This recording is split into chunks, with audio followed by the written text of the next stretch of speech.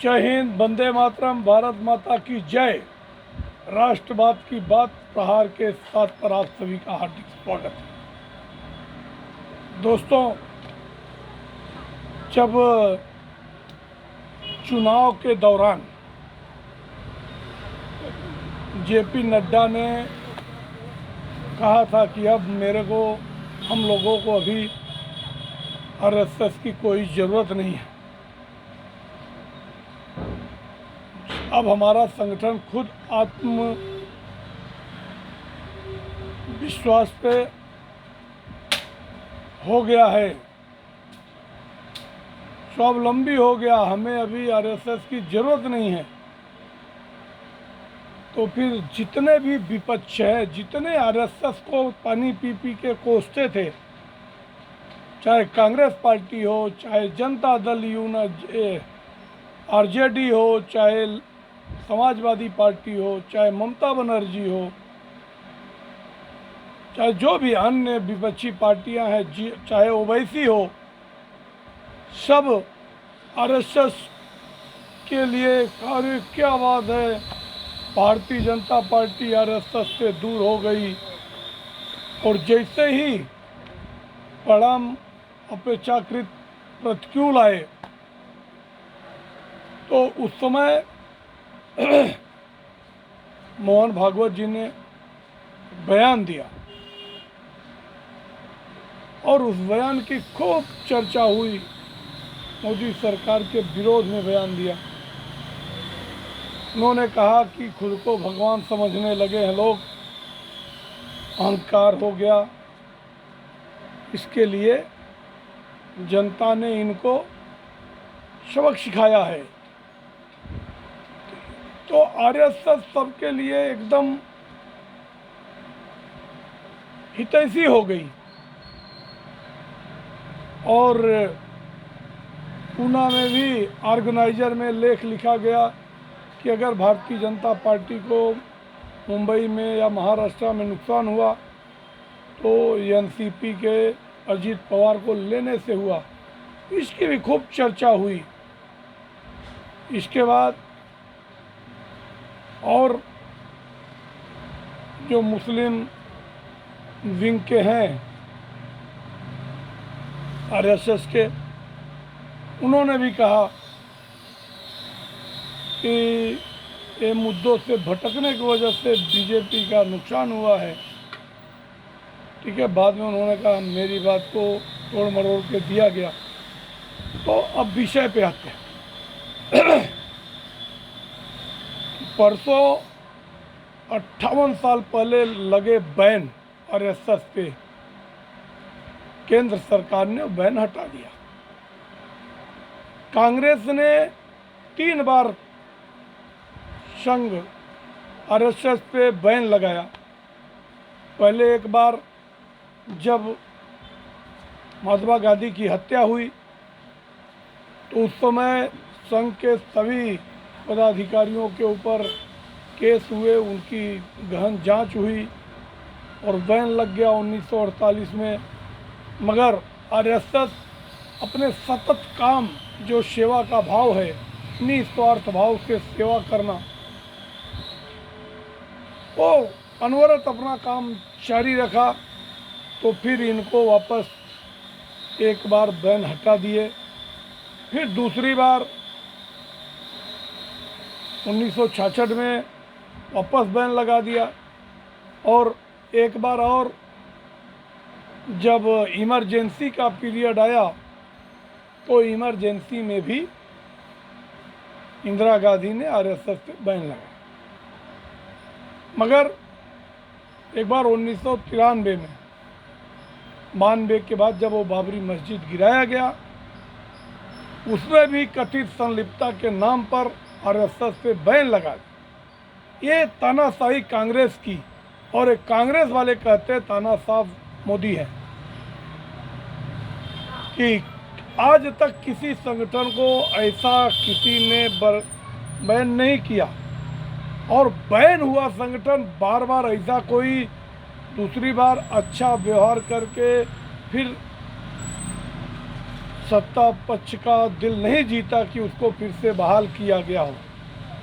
तो जब परसों केंद्र सरकार ने ये फैसला लिया कि जो ये बैन है, बैन हटाया जाता है, साथ ही अब इसमें सरकारी कर्मचारी आरएसएस के विभिन्न गतिविधियों में शामिल होंगे, तो ये मुद्दा कांग्रेस और उनके जितने भी चट्टे बट्टे सबको बहुत बुरा लगा।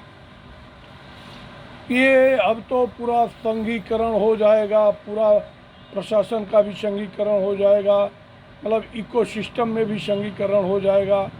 और ये सत्ता अभी तक के बैकडोर से चलाते थे, ईडी सीबीआई को अपने हाथ में कठपुतली की तरह यूज करते थे। अब ये फ्रंट फुट से इन लोगों को घुसाएंगे कि कोई भी कर्मचारी जो भी आरएसएस से प्रभावित होगा वो आ सकता है। तो एक बात कहना चाहता हूँ कि आरएसएस जैसा संगठन पूरे देश में कोई नहीं है जो कि सर्वधर्म सर्वभाव के मुद्दे पर पूरे देश की सेवा करता है। और जो वहाँ पे त्रिपुरा में, नॉर्थ ईस्ट में ये अपना सरस्वती भारती चलाते हैं आरएसएस वाले, उसका कोई तोड़ नहीं है। पूरे भारत में वैसा कोई एजुकेशनल इंस्टीट्यूट और संस्था नहीं चल रही है जैसा वो चलाते हैं। आरएसएस हमेशा सेवा भाव, निस्वार्थ भाव से, तो जो भी आरएसएस का सरसंचालक होता है वो अपना जीवन देश के नाम करता है, वो शादी नहीं करता, ऐसा त्याग, और देश को ही अपना परिवार मानता है। ऐसे त्याग की भावना अगर किसी में है तो सिर्फ आरएसएस के अंदर है। और ये जो फैसला आया है, भले बिलबिलाने वाले बिलबिला रहे, छाती पीट रहे हैं कि ये देश को किस तरह मोदी जी लेके जा रहे हैं, देश का संघीकरण हो जाएगा, पुलिस प्रशासन सब पक्षपात रवैये से कार्रवाई करेगी। तो हम तो एक ही है, मेरा खुला समर्थन है, क्योंकि मैं आरएसएस की शाखाओं में जाता हूँ और मैं दशहरा में भी जाता हूँ, गुरपर्व में भी जाता हूँ। तो मैंने एक चीज़ देखा है कि वहाँ पे जो सेवा भाव की झंडे को ही, भगवा झंडे को ही अपना वो गुरु मानते हैं, आज आरएसएस का मतलब है 100%, 100% सिर्फ देश की सेवा, निष्काम सेवा, बिना किसी स्वार्थ के सेवा। और न तो वहाँ पे किसी फोर्स किया जाता है कि आपको क्या देना है, आप इच्छा से लोग उसमें सहयोग देते हैं। और स्वयं सेवक जो हमारे सहकारवा है, जो भी पूरा संगठन है, वो सेवा भाव से माँ भारती की सेवा करते हैं। और उनका एक ही मकसद है कि हमारा राष्ट्र हिंदू राष्ट्र बने, हमारा राष्ट्र कभी जातिवाद में न पटे, ये फंसे नहीं, आपस में भाईचारा बना रहे, कोई किसी को परेशान न करे, कोई किसी को दबा के न रखे, कोई किसी का कब्जा न करे। ऐसा सेवा भाव न तो किसी दल में है और न किसी संगठन में है। और आज यही नतीजा है कि देश में तो छोड़ो, विदेशों के 39 कंट्री में आरएसएस सेवा कर रही है, जो वहाँ पे हिंदुओं को एकजुट करती है। हिंदू एसएस उसका नाम है, हिंदू स्वयं सेवक संघ, जो विदेशों में चलती है। और हमारे जो भी इंटरनेशनल हैं जो आरएसएस के साथ काम करते हैं, उन लोगों का सेम संयोजन है। और यही भावना वहाँ पे, जबकि कुछ कंट्री में बैन भी है, वहाँ पे सामूहिक मिल नहीं सकते, इसके लिए वहाँ के स्वयंसेवक पर्सनली जाके घरों घरों में मिलते हैं और ज़रूरत पड़ी तो एक साथ एकत्रित होते हैं। और अब ये भावना तो जो Bharatiya Janata party back foot पे चल रही थी, अभी उसने ये बड़ा काम करके वापस हिंदुओं का दिल जीतने का काम किया है।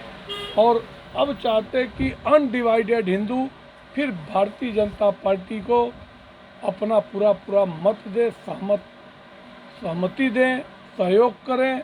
अगर किसी के अंदर कोई भावना है, कुछ भी हुआ है, किसी के साथ कोई अन्याय हुआ है, उसको बैठ के सॉर्ट आउट करें। और ये केंद्र सरकार के सराहनीय फैसले का हम हृदय से धन्यवाद देते हैं, स्वागत करते हैं। आज के दिन इतना ही। आप लोग हमारे चैनल को सब्सक्राइब कीजिए, हमारे चैनल को शेयर कीजिए और अपने मित्रों तक हमारी बात को पहुंचाए। जय हिंद, वंदे मातरम, भारत माता की जय।